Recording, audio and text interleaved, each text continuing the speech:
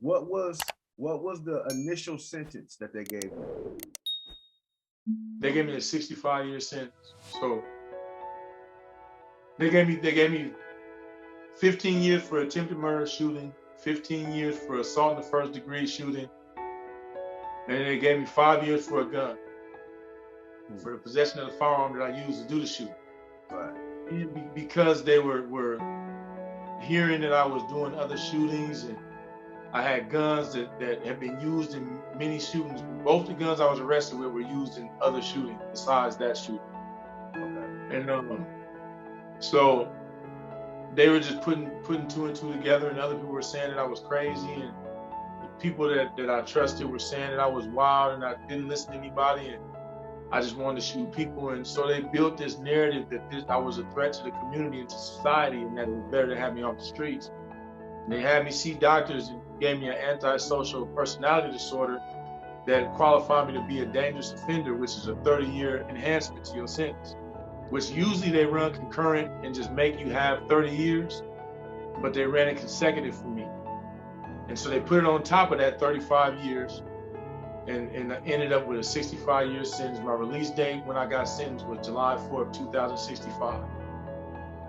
Because I got 1 year of good time on the gun. And so I was devastated, man. I felt I was never going to get out of prison. If I did, I would be really, really old. You know, I'd be like 86 years old. You know, I felt like my life was over. I was done. You know? So I had that sentence for 5 years.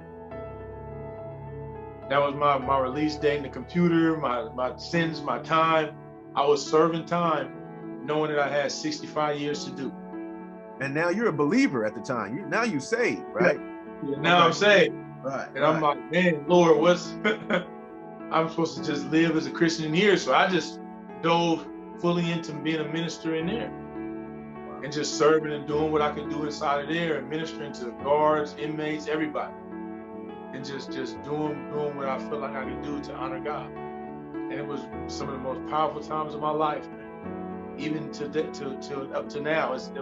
I look back at that stuff and I'm amazed at some of it. And so but I got an opportunity to study and to grow. And after 5 years, the appeals court, after I filed so many things that got denied, the appeals court contacted me and said that they were going to send my case back to circuit court judges in Multnomah County to have my sentence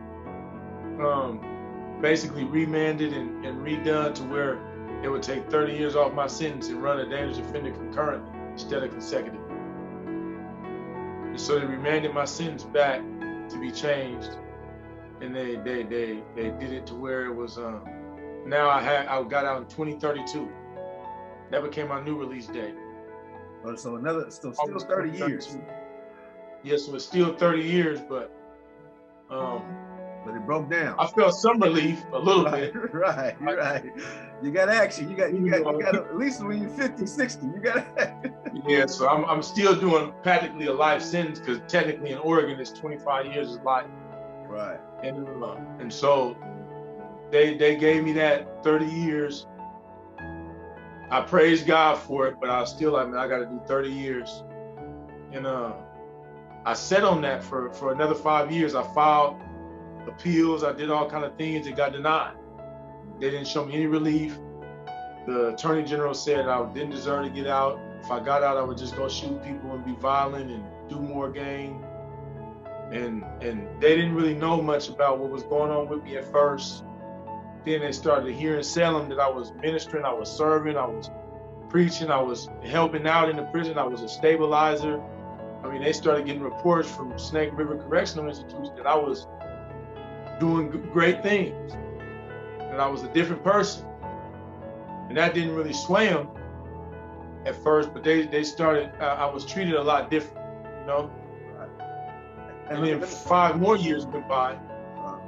In 2010, that's one of my favorite stories in 2010, man, is that that lady from administration, the warden, one of the warden's assistants came running down to my unit she had called and told me to stay on my unit, man. And then when she ran into my unit, she was breathing hard. She put her hand on her knees, and she was like, wait a minute, let me catch my breath. And she told me, she said, your sentence has been vacated, like out of nowhere. Like they just vacated your whole sentence, which means they removed it as if it never happened. And now you have to go back to Multnomah County to be re-sentenced. Wow. She said, you have to pack your stuff right now. And I was like, what?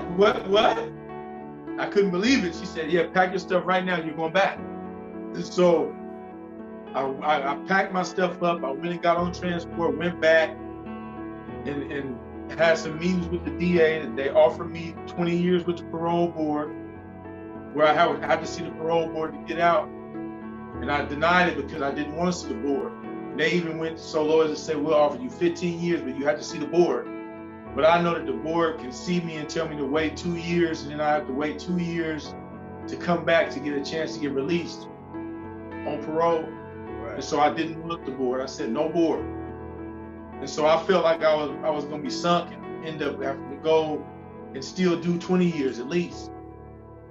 But so Scott Karen, my DA, and I only mentioned him by name because, you know, I feel like he would allow me to do that, man. He made a call, and he called the DA that was over my case presently at that time. He called him and he said, man, give Antonio a chance.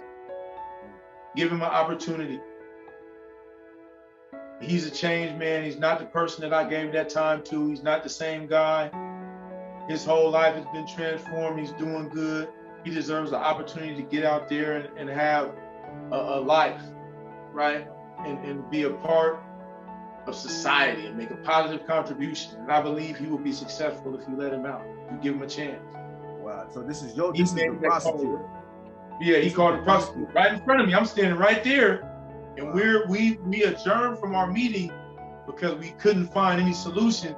And he got this call right when we were walking out of the meeting. Wow.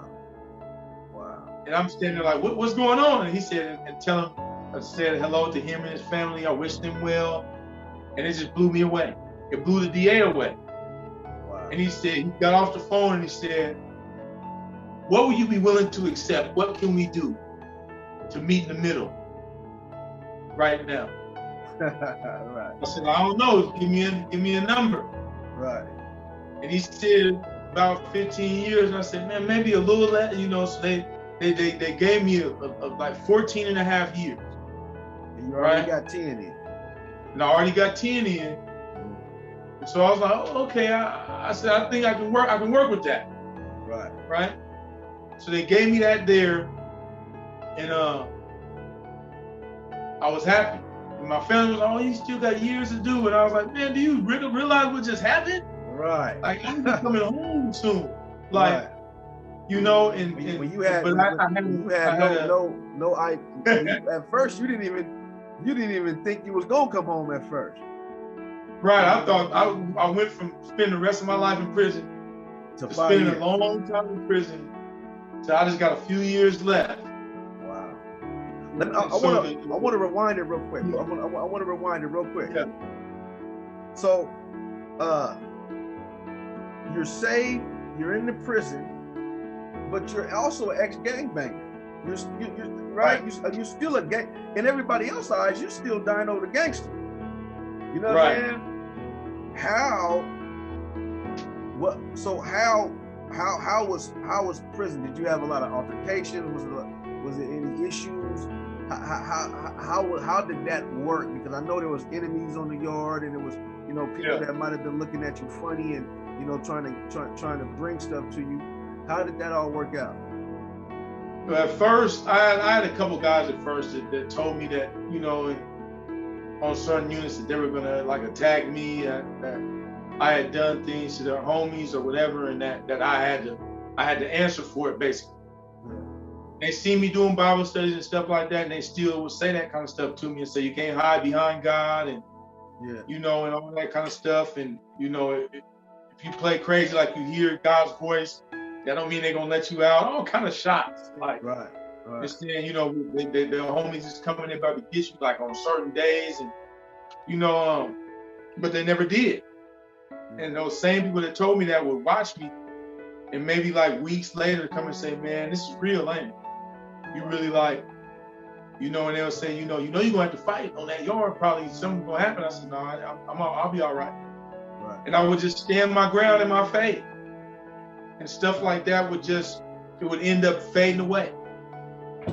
And I still years later have people that would come to prison that hadn't seen me in years, and they would be saying, oh man, you're Dino, man, you know, and be warning their younger homies about me and saying don't come around me and stuff like that. And you know, I still had that a little bit.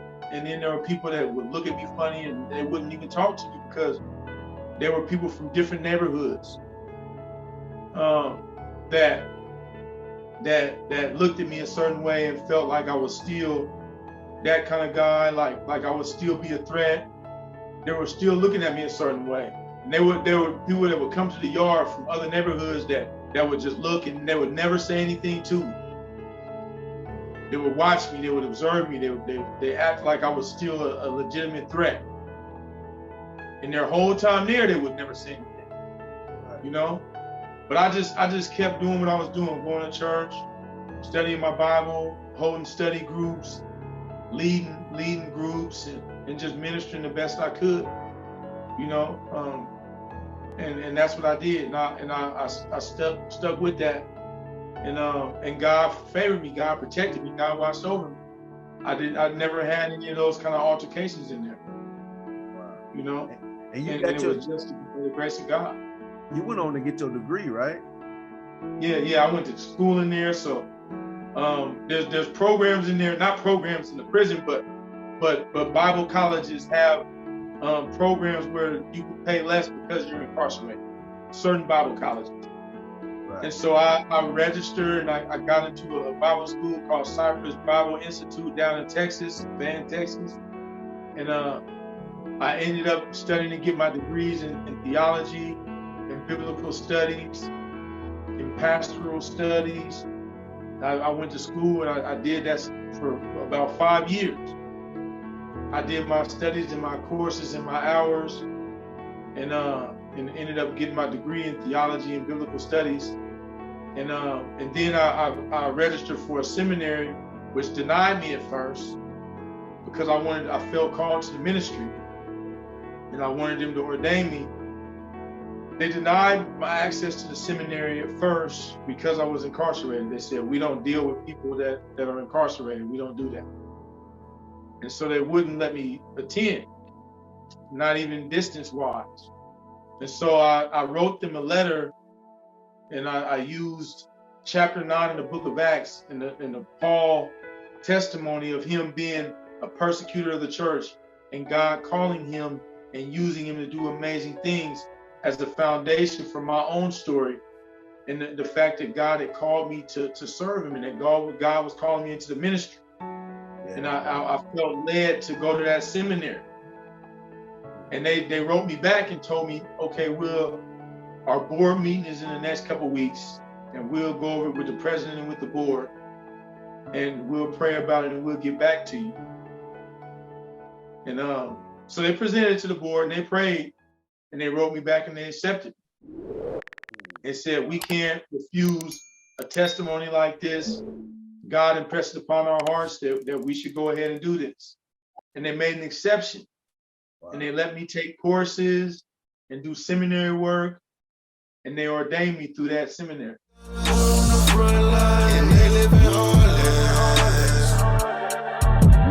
Watch out when they blow. Anybody's a target. You say you wait for revival, but it's time to start again. Take a look at the harvest, coming straight out of darkness. I was walking dead, tales from the crypt, till Jesus came, freed me, snatched me out of hell's grip. Big stick on the hip, right round with posts. 5 deep in the form, right round with snows. Was like I sold my soul, all for a bag.